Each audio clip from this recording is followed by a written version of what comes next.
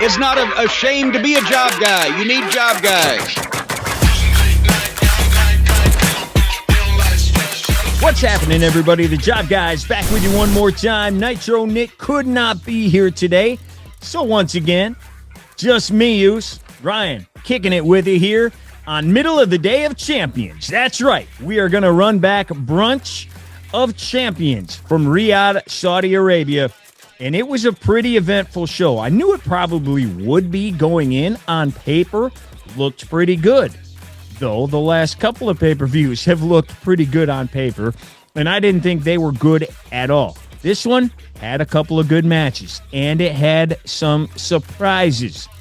The big one, Sami Zayn is your world champion. He has done it. He is the WWE champion. After 10 years in the company and 20 years wrestling, he has finally done it. And old Slotradamus over here, I was all over it.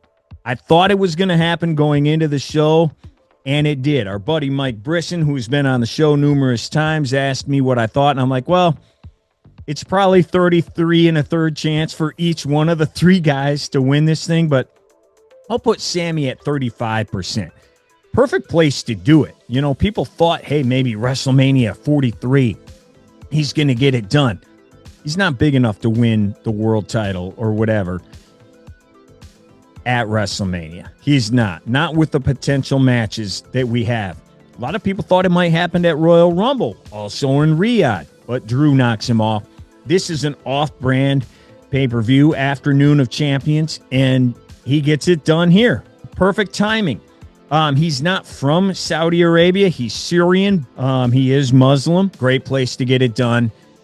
And a great finish. I thought the match was good, so here we go. Sami Zayn is your champion. But I'll tell you, by doing this, man, they've really thrown everything haywire, haven't they? Like, that's the one thing I will give WWE.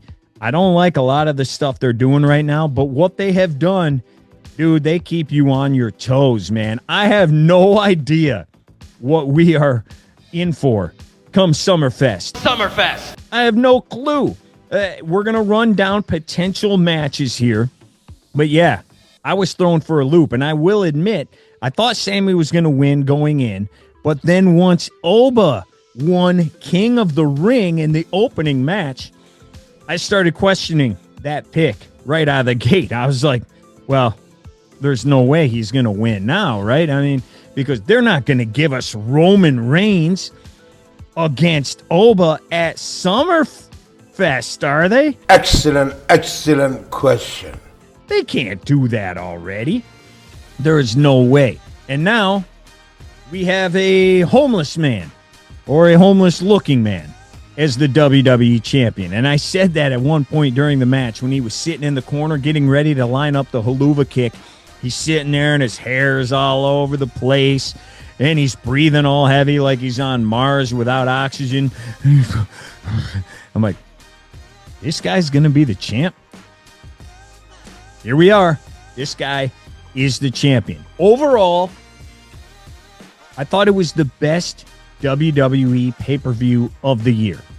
Now, that is not saying much at all because pretty much all of them have been garbage.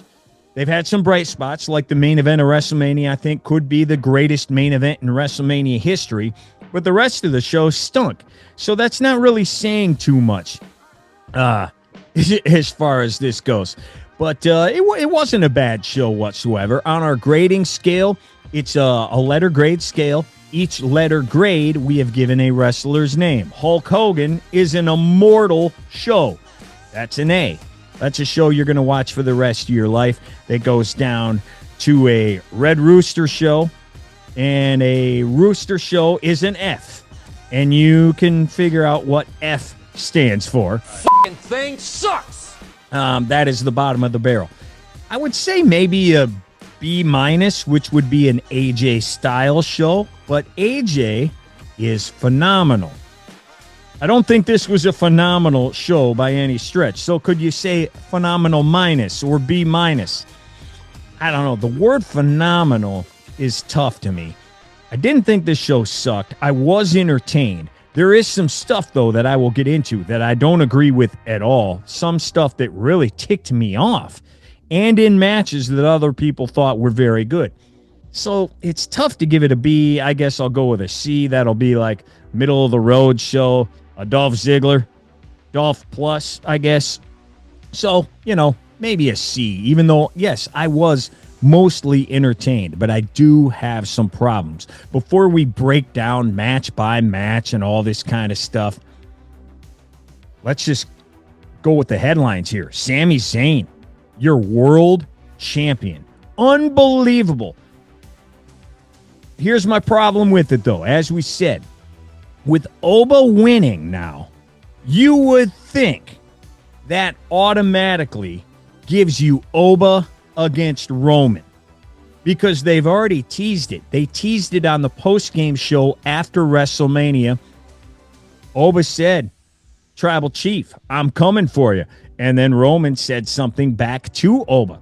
You got to think that's your headliner, right? Because your other option, unless Sami loses the belt before Summerfest, Sami Zayn against Oba Femi? That is not a billboard match. I know people love Sami. I like Sami, not as much as I did in the Bloodline, but people like the guy and everything. But come on, man. That cannot be the match. It can't be. Like, everybody assumes Oba Femi is going to be the face of the company. So, to be the new face of the company, don't you have to beat the current face of the company? That's why I thought when Oba won, I'm thinking, oh crap, well, that takes Sami out. That means Cody might win. And then you get Cody. They had the face-off. They were face-to-face, remember, at the end of SmackDown here this week. They were face-to-face. Well, maybe he beats Cody here. And yeah, it's not Roman, but I mean, that's just as big as it gets, right? If you don't beat Roman, you beat Cody. All right, now you're the guy. And then maybe they still face each other at WrestleMania, and then you've knocked off Cody Rhodes for one belt, and then you knock off Roman at Mania for the other belt. You are the dude now. You've won both belts, and you knocked off both kings. Dude, you're the man now. They could do that. But that's not what happened. Even Gunther winning this match would have worked, because it would have kind of been like Brock back in 2013. Remember, he ends the 2014. He ends the streak. Then he beats John Cena at SummerSlam in like 2 minutes or whatever it was. Squashes John Cena. Well, Roman was then supposed to beat the guy who beat the guys at WrestleMania 31. They got cold feet. They went with the heist of the century instead. But that was the way they were going to do it. Oh my gosh, he just beat the guy that ended the streak. He just beat the greatest of all time, John Cena.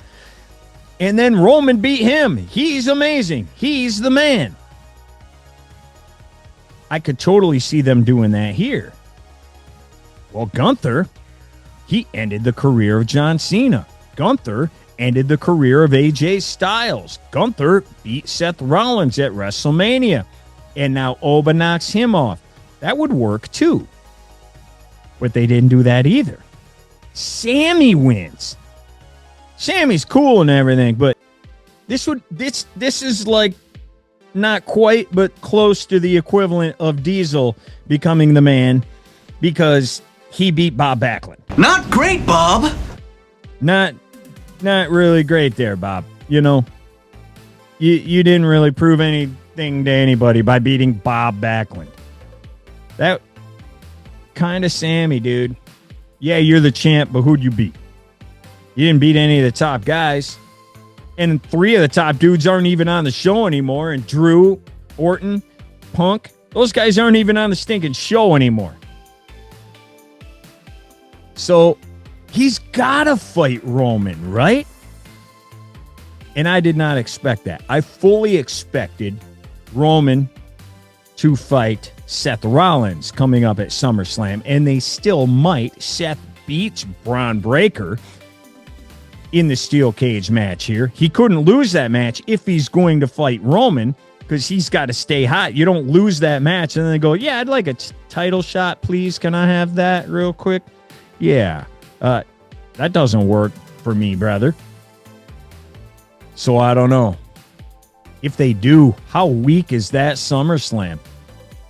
If you go Seth Roman, which I don't care about, and I'm a huge Roman guy and like the Shield and like Seth, but he's kind of dipping, I should say, on me.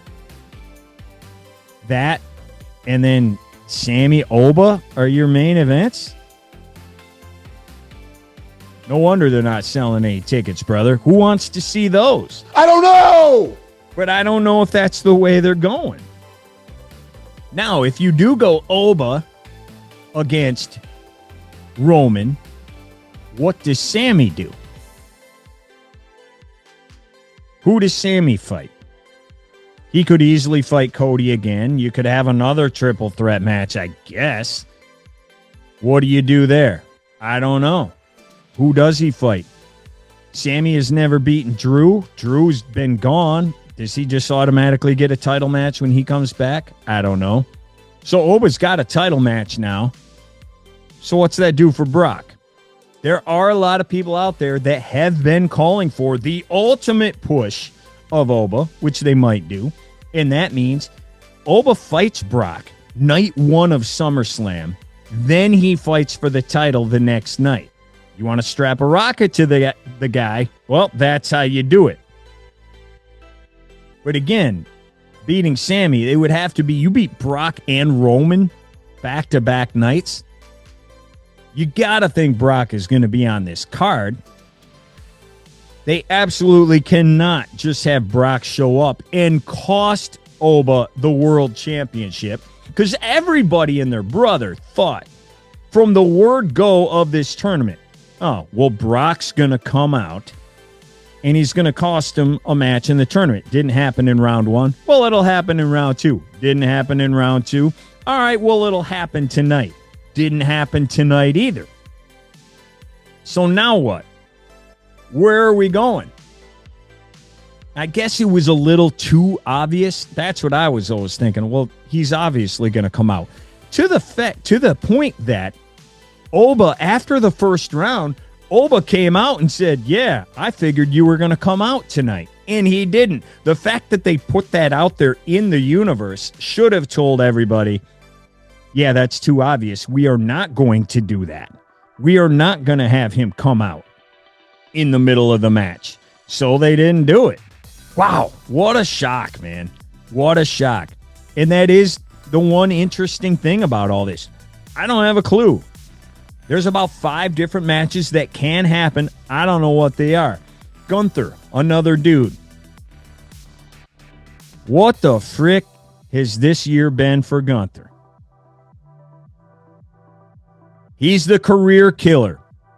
A year ago, ends Goldberg's career. End of the year. Ends John Cena's career. Royal Rumble. Ends AJ Styles' career. Then he has nothing to do at WrestleMania. Nothing. We don't know what to do with the guy. Luckily, Seth was healthy. They just throw that match together. Then he starts this world title feud with Cody out of the blue and never wins. He just keeps losing. Whoa. What's this guy doing now? In the post-game show, and they have been arguing every week, he and Nick Aldis. Every week. You screwed me. I got screwed. Give me another shot. Give me another shot. I came to SmackDown for a reason, and you're screwing me over. I don't like you. Well, Aldis pushed him in the post-game show, dropped an F-bomb on him. Could we be getting Nick Aldis against Gunther? We have had Nick Aldis in other semi-feuds with guys. We thought we might be getting a Drew against Nick Aldis match. We never got that. I think Orton at one point, we also thought, oh, maybe they're going to fight. Didn't happen. Why all of a sudden would we now be getting this? Aldis hasn't been fighting. Maybe Aldis puts his career on the line. I will never fight again if you beat me. Do people really want to see that? I don't know. Nick Aldis is only 39 years old. He's younger than Cody. He's younger than Punk, obviously. He's younger than Roman. And for some reason, he's not wrestling. Good for him. He doesn't have to take bumps and, break his body. But he hasn't been wrestling for whatever reason. We could be getting that. That's another one that I'm just kind of like, who cares? The other guy, Cody. What the frick does Cody do now? You would think he'd be getting a rematch, but and we have not gotten the Cody Sami one-on-one match. We could be getting that at Summerfest. It would make sense. He gets his rematch, and they've been feuding. We haven't seen them one-on-one. But then again, if we get that, you're getting Oba and Roman. Where's Brock fit? Interesting. When I started hearing the double dip from Oba, Brock one night, world title the next night, I was just, they're not going to do it. There's no way. There's no way they're going to do that. It's a possibility, man. They really might do this. Crazy. Did not see that coming. Did not see that coming at all. Let me know in the comments below what you think. What would you bet the house on? What would you put the money on? Which match would you do that? I don't know. But right now, if I had to put my money on it, it's Roman and it's Oba. They're going to do it right now. Is that too early? Especially if you do the double dip. Now you're really going. Is it too early? They did this before with Brock Lesnar back in 2002.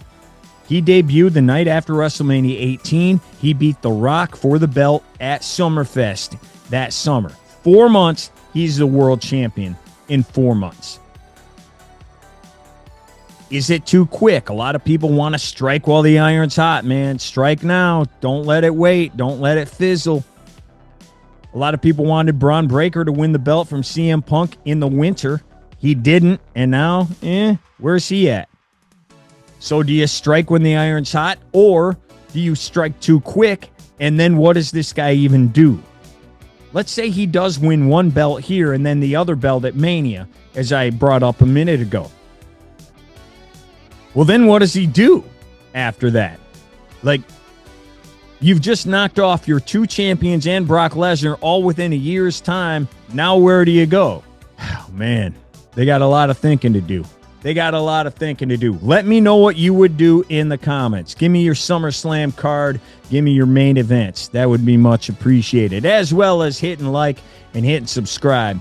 We would appreciate that as well. You guys have been awesome so far. Over the past couple of months, we've had the best viewership we have ever had. A couple of those videos are really getting watched. You guys are awesome. Thank you so much for that. Well, that is it for just kind of the headlines of the night. Let's get into the matches a little bit. It is mid-afternoon of Champs. They are in the Kingdom Stadium. That's where El Halal plays soccer at for all you World Cup people out there. All the soccer fans right now, this is where they play. I assume this is where WrestleMania is going to be. I don't know that they have a bigger stadium there in Riyadh. The place apparently holds up to 30,000. I think they said, did they say they had like 18 there? I can't remember now if they said they had 18 there today. I think they did. Obviously not a massive crowd for a WrestleMania if this is where they have it. Even 30 is not all that big, but they're getting paid to be there. They're really not worried about the gate. So they open up with the King of the Ring. Oba Femi becomes the 25th King of the Ring. Not a great match, not a bad match. It was fine. Nothing too special, though. And Oba just straight out wins it. Wins it clean. As we said, Brock Lesnar was not there. Oba Femi straight up knocks out Jey. He is the King of the Ring. As for Oba, if you've been watching this show, you know, like Nick right away was down on Oba right away. He had the things around his neck. He had the fur around his arms, which made him look stupid. And then the strut. Nick didn't like the strut. I think it's kind of cheesy. I don't hate it, but yeah, it is kind of cheesy. I finally figured out what it is, though, that I don't like about the presentation. Other than it's just force-fed. And I got a lot of friends that do not like this guy because it's force-fed. I mean, it literally is a Goldberg or whoever else. All these killers they always come out with that just win matches or beat 3 guys in one match. Kind of like that. But the presentation, it's very 1995 to me. I mentioned Diesel earlier. This whole thing is so 95 to me. They started a few weeks back, maybe months now. They go to the double box on his entrance. So they show him on one side, then they show the crowd on the other side. And some shots are just people standing there with there's 1,000 people and you see one guy doing the strut. Then they finally get 4 people doing it. Well, that's what they're trying to do. They are trying to force the people to do the strut. They want it to be the new yeet. Obviously, when Jey comes out, the whole crowd is yeeting. Well, they are focusing on individuals in the crowd doing this because they want you to do it too. And they're hoping by showing people, oh, hey, well, that guy got on TV because he's doing the strut. Well, now I'm going to do it too. That's what they are hoping to happen there. Force-fed, but whatever. Then there's the whole silhouette thing. Looks kind of cool. It's sweet. But it looks 95. If you were watching during the New Generation era, it was a light show for every entrance. Superstars would come on, and you'd have the WWF logo spinning around in the middle.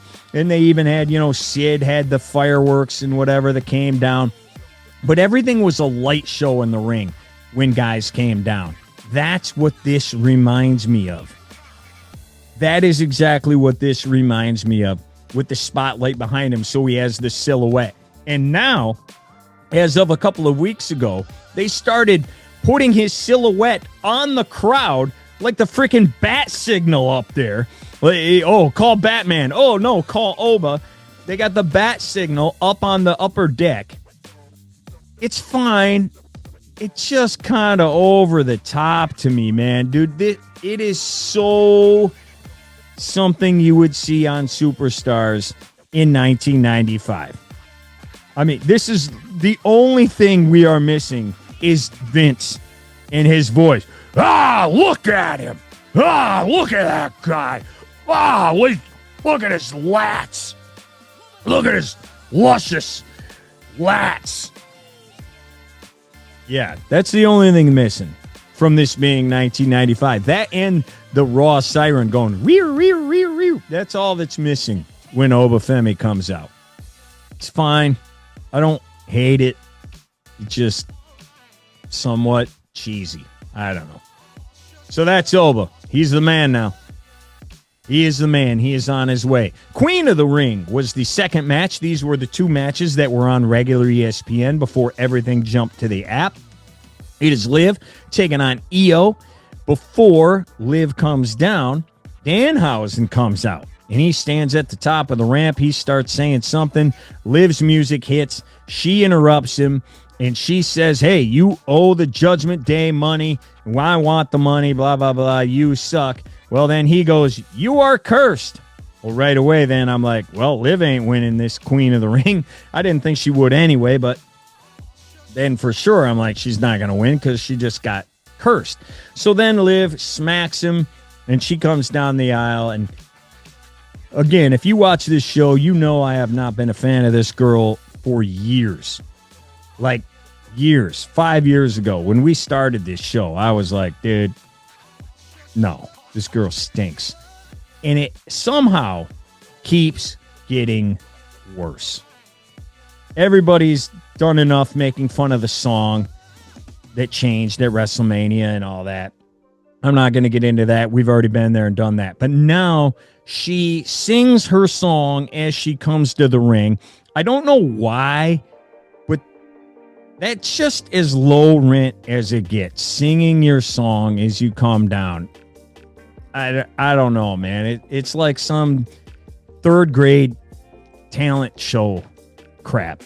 Rhea does it too, which I don't know what it is about it. I don't like it when you're singing your song. And now, last few weeks, she has started the hair flip.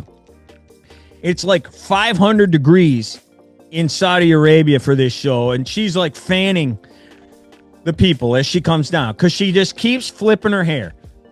Keeps flipping her hair.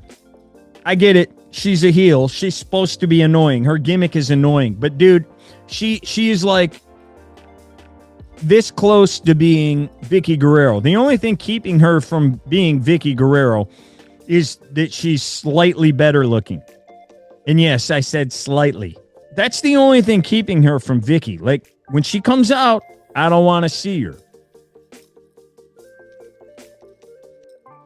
It makes me want to turn on something else. I don't give a rip about soccer. And I'm like, is England playing yet? Let me see what they're doing.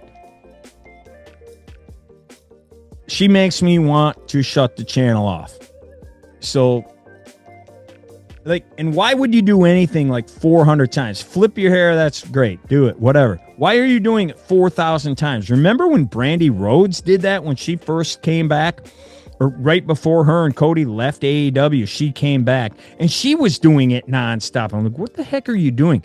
I mean, why would you do anything 4 million times? Do it once, do it twice, that's fine. That's like if The Rock just kept yelling, if you smell, when, like, Coach asked him a question. Hey, how are you going to beat Hulk Hogan? If you smell. Hey, how are you going to beat Stone Cold? If you smell. What do you like on your cheeseburger? If you smell. Or along the same lines, it would be like if Jey Uso just kept saying yeet all the time. Yeah. Io injures her knee on the steps late in the match. She gets over it. She hits the over the moonsault, and she wins. Okay, terrific. And they don't make you wait whatsoever. Io gets on the mic immediately and says, Liv, you and me at SummerSlam. Terrific. I got to watch this match again. I didn't want to see it today. Now I get, you give it to me out of nowhere with no build, no nothing during a tournament. Now I get to see it again, and I get 5 weeks of an attemptive build. Why is Liv even in this tournament? What was the point? Judgment Day, everybody's, well, maybe Judgment Day will cost her and we'll finally get a Judgment Day feud. Judgment Day has been together for 4 years and feuding with each other for 4 years. They're never going to break up, dude. I'm going to be dead and Judgment Day is still going to be. Liv's kid is going to be in charge of Judgment Day. It's still going to be going. It's ridiculous. There was no Judgment Day here. Nothing happened like that at all. It's just like, okay, we're going to fight again. This is just horribly booked. And for everybody that thought maybe they would fight Rhea, first of all, we don't know if Rhea is even healthy. We don't know what's going on with her. But a Rhea match makes no sense either because, A, they're friends, and if they were going to fight, it would be the other way around. It would be because Rhea chose Io because Rhea has never beaten Io. So she might want to finally get her win. Io challenging Rhea makes no sense. Why do I want to fight you? I always beat you. I'm fighting her again. I'm out on this altogether. Like, I'm out. This is dumb. Whatever. Steel cage match is next. It is Seth. It is Braun. This should be the blow-off.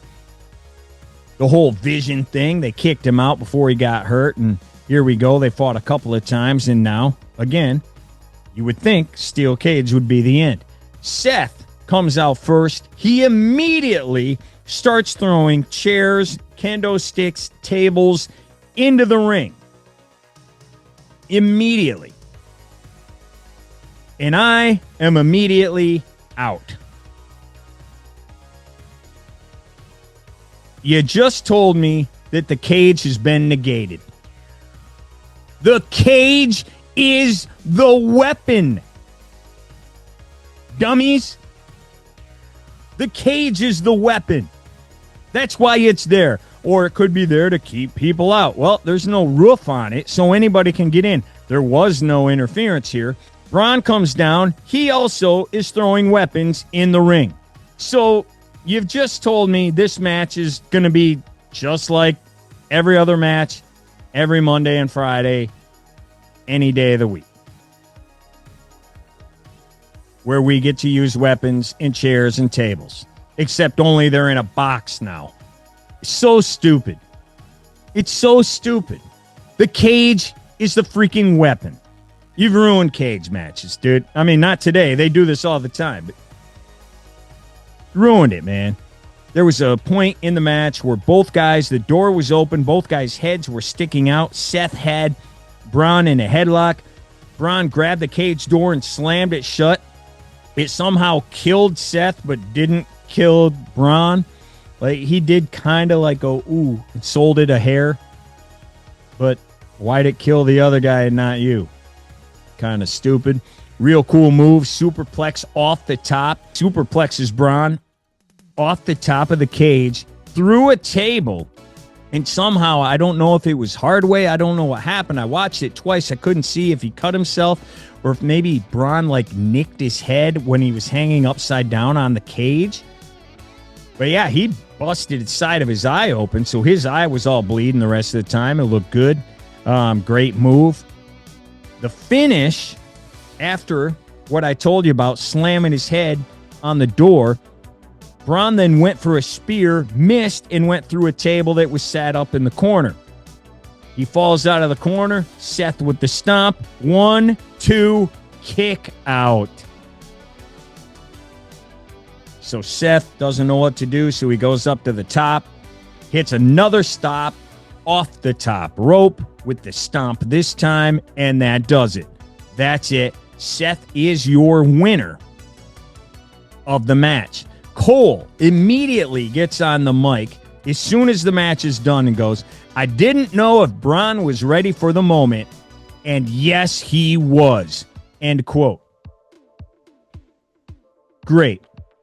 He was ready for the moment. He did everything he could, and he still lost. Great. So the young guy we're supposed to be pushing, the young guy Paul Heyman is with, the young guy just looks like a boob again. The whole vision is all dead, including Braun. He's been dead. Bronson's dead. Logan Paul's dead. Everybody's dead in this group. This is like jinxed worse than the women's tag team title belts when they had to vacate those all the time because women kept getting hurt.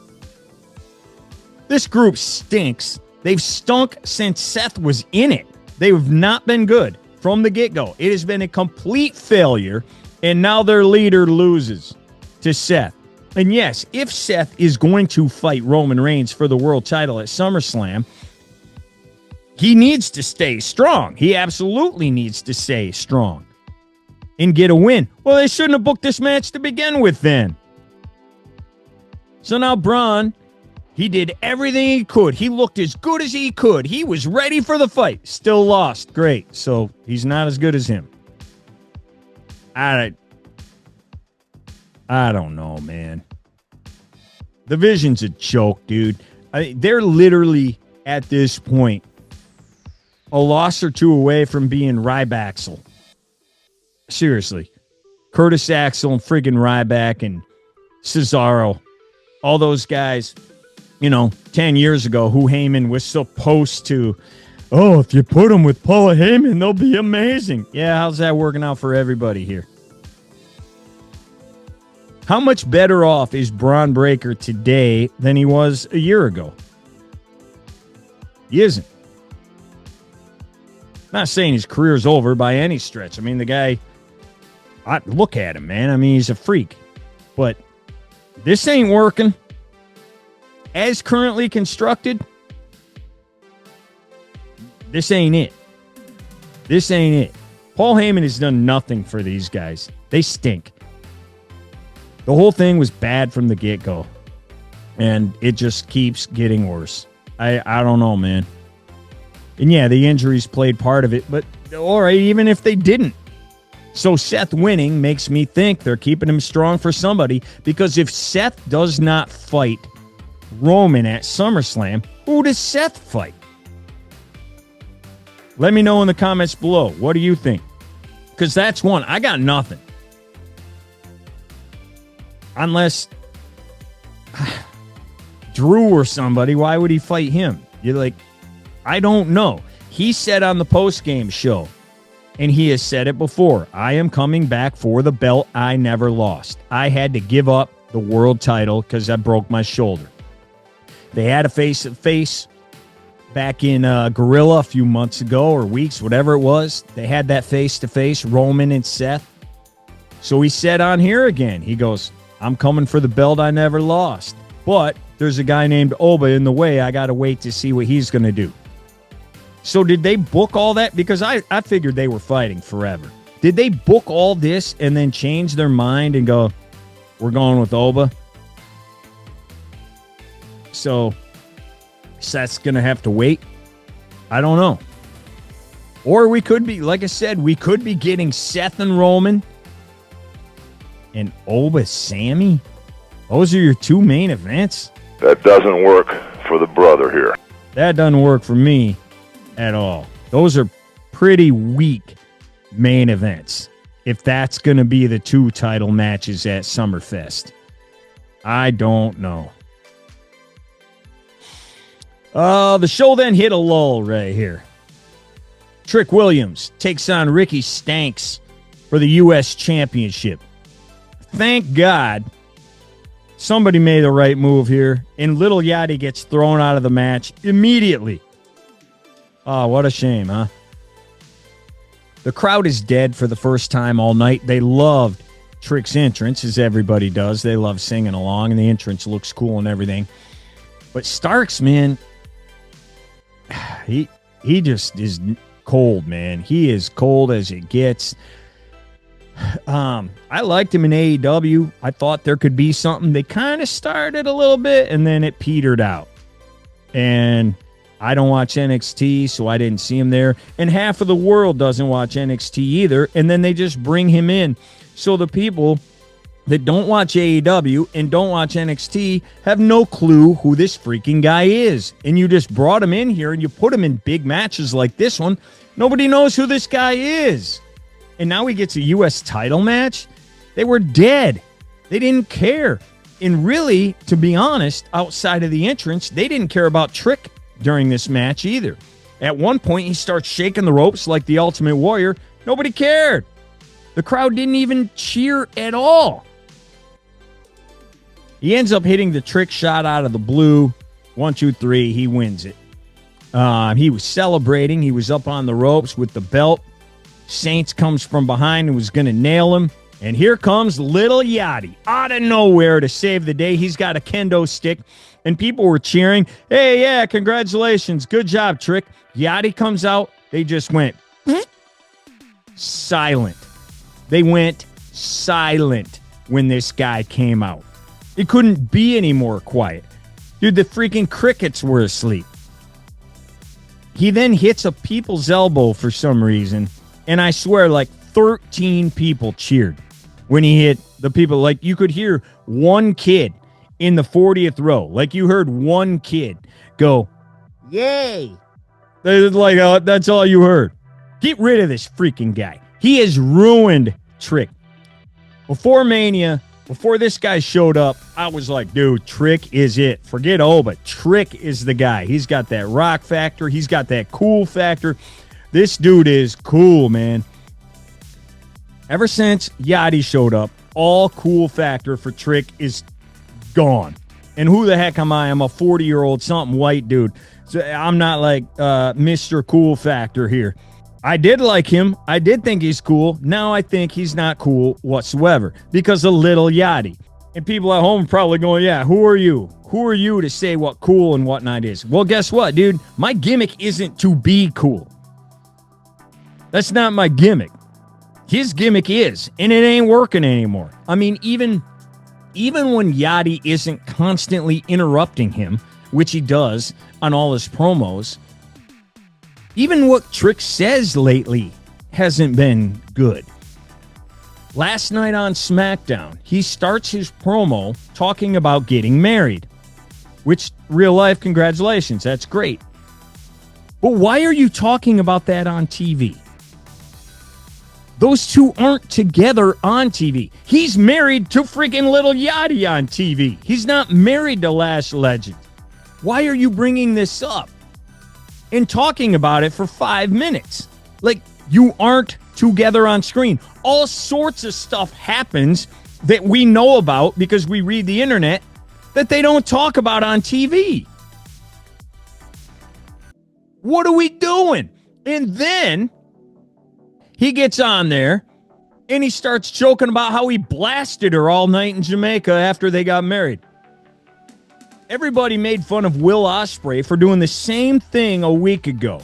About he got on there and was all vulgar about giving it to his wife just to get some stupid, cheap pop from a bunch of freaking pervert virgins.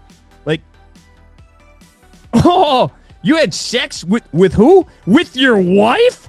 Oh my gosh. How unusual. Wow. That never happens. Especially on your checks notes honeymoon. Holy cow. What breaking news we have here. What are you going to tell me next? You're moving in together and going to sleep in the same bed every night? What? What a development. You had sex with your wife? Oh, congratulations. Now, if it were Phil Mickelson, that would be breaking news. But this isn't. Just cornball, man. It's cornball. Congrats on the sex, dude. Jade and Tiffany fight for the Women's United States Championship. And you gotta love this. Both U.S. titles are being defended on this show in Saudi Arabia. Because, you know, that makes sense. U.S. titles somewhere else, you know. And what wasn't defended on this show was either one of the Intercontinental Championships. You know, because they're on a different continent today. Maybe you would defend that belt when you're on another continent, not in the United States. But that's just me. Yeah, what do I know? This match was not good at all. Nobody cared. At one point, D+ Fab and Meechin come out and they start messing with Tiffany. Chelsea was under the ring. She comes out. She helps. She takes C- Fab and Meechin. She takes them out. But then Jade gets the better of her, throws Chelsea in the ring. She's about to give it to her. Sees the belt. And guess who's there? It's Charlotte. Charlotte outside the ring grabs the belt, clocks Jade with it. Prettiest moonsault ever. And this match is over. So now we are definitely getting that Charlotte Jade match at SummerSlam, which they've been teasing since the day Jade showed up. And people have looked, just going through the roster and going, oh, that'd be a good one. Two like statuesque girls, you know, Jade, Charlotte. They're both like 6 feet tall, both former athletes, collegiate athletes. Oh, dude, this will be good.